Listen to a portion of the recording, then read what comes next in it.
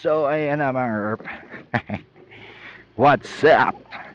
And ito ang ating video again. Ano? So, tayo ay night mode naman. Kanina tayo ay nag-video when it comes to daylight, no? So, ngayon naman, video naman natin ang night shot, no? So, medyo binaba ko na yung aking camera. Yan, para kasi pagkita ko hindi hindi medyo mataas pa yung natin, yung camera. Yan. So ito, medyo may light situation tayo. And sasabakin natin to sa night mode, no? Puro sa daang hari, madilim-dilim kasi doon. Ayan. Ayos mo lang. Yan. Dito tayo dumaan. So, welcome to Northgate. Yan. Ang tahanan ng mga bayaning puyat.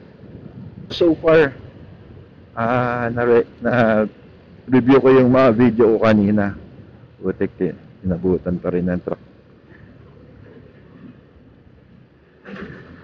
Okay naman ang ating microphone setup sa DJI Q7.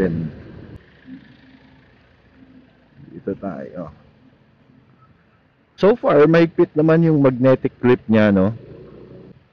So kahit mabilis yung ating hangin, no? Pasalubong tayo sa hangin, walang problema. Medyo mabilis tayo kasi may mga truck sa likod. May mga asong gala.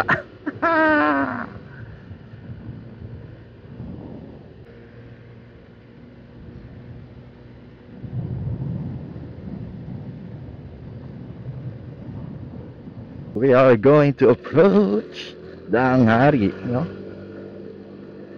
Tingnan natin kung kita, kung maliwanag ba. Nakikita ko sa screen ko, maganda naman ng Ace Pro. So tignan din natin dito kasi ito talagang madiliman na to. Yan, oh.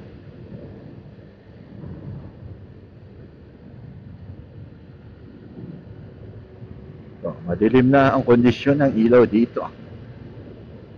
Ma-dim light na lang. Ilaw-ilaw sa poste. Ang mga ilaw dito.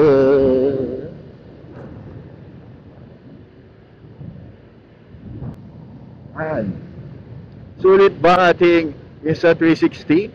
Sulit ba ang pagbili niyo ng Insta360 sa halagang 226,000? No?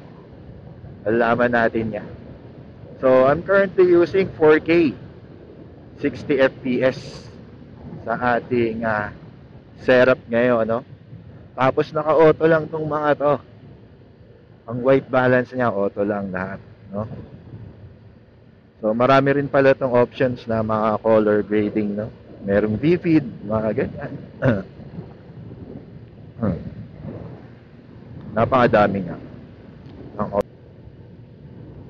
Ayan, si Vice Gando. Topic, madaling araw ang uwi.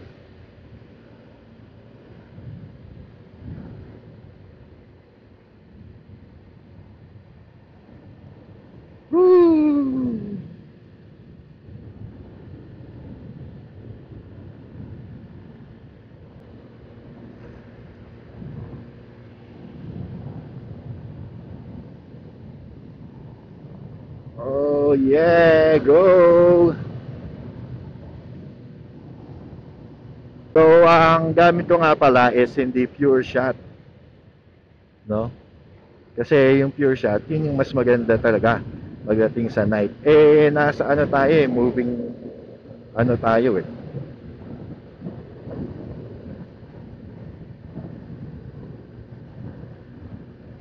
nakamotor tayo eh. So baka guess ko lang na kapag ganon eh maano to ayo, maalog, no? Kaya naka-natural lang tayong 4K 60 FPS. I-stop muna tayo dito. Kahit gaano pa kaanitindi yung wind condition, no? Di na rin ako gumamit ng case, metal case, plastic case. Ito yung sa 360. Rekta na yan sa helmet, mga herb. Diba?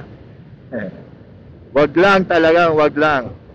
Merong babagsak na mga bunga na maliliit or mga insekto na sasalubong sa atin. Delicates.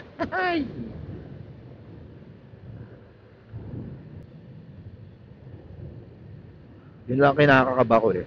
Kaya umorder na ako ng tempered glass. For kanina, sa settings ko na to ng 4K and 60 frames per seconds. And naka-high tayo ng bitrate. No, pati yung ano pa bang mga naka-high. High settings, image quality.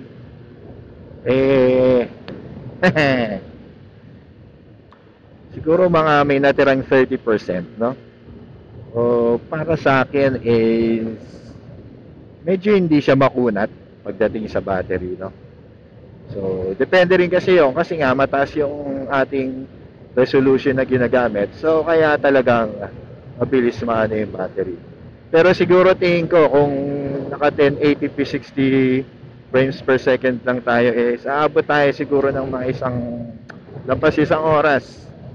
Mga ganon. So, tayo ay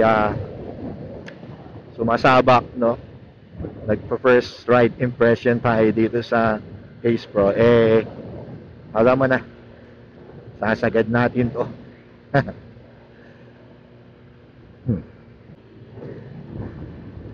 Yan, dyan tayo bibili ng Big Bike tsaka Vespa.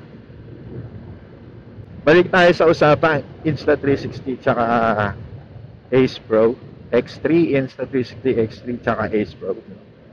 So may kanila silang weakness. Meron din silang kani-kanilang strength. Yeah, oh, di ba? May paano-ano pa tayo? Analysis.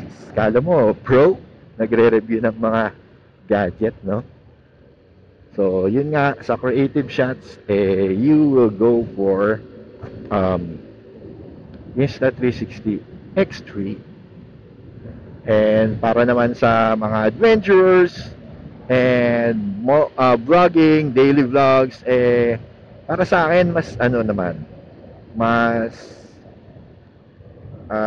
maganda yung Ace Pro, no? Kasi nakikita mo ang screen mo habang nagla-vlog ka eh. Although pagdating naman sa Insta360 X3, may kita mo rin naman yung screen, no? Kasi ang Insta360 X3, pwede mo rin gamitin na solo lens lang siya. Pwede mo siyang, kaya nga lang ang disadvantages niya is pagdating sa low light, no? And mas maganda pa rin talaga ang lens ng Ace Pro kumpara sa X3. Kasi nga ito ay naka-Leica na, Leica technology, no? Ang X3 kasi, although maganda naman ang kuha niya, no? Kaya lang kasi ang lens ng Insta360, yung 360 lens nila, prone sa gas-gas. Kaya talagang pag may 360 camera kayo, iingatan niyo talaga yung lens na yon. Hindi niyan dapat ilalapag-lapag kung saan-saan. Kasi nga talagang delikado, no? Magka-hairline lang dyan, maapektuhan ang inyong mga videos, and sayang naman ang footage, no?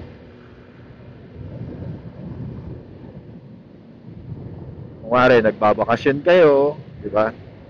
Tapos, you want to capture your good memories. But then, eh, yung lens nyo, eh, may gasgas. So, sayang. Especially kung kayo ay gumagawa ng mga contents na gagamitin nyo sa inyong mga YouTube video and sa inyong ano pa ba? YouTube and Facebook. Diba? Yun. So, yun naman, advantage naman din ng Insta360 X3 when it comes to capturing the moments, di ba? Pag walang aberya sa mga lens nyo, eh talaga namang 360 videos ang makukuha nyo, no? Yung mga cut scenes sa likod nyo, sa harap nyo, sa left and right, sa taas, sa baba, eh talaga namang kuwang-kuha ng Insta360 X3.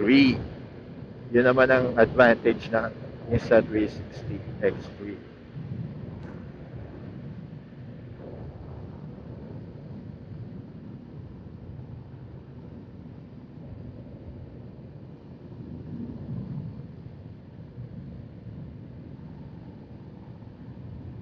Well, kaya na lang siguro maghusga. Pero meron pa tayong susunod na review dito sa X3 versus Ace Pro, no? So, yung mga features nila eh pagtatapatin natin para talaga namang masasabi ko sa inyo or makapag-decide kayo kung ano talaga ang pipiliin nyo when it comes to action camera, no?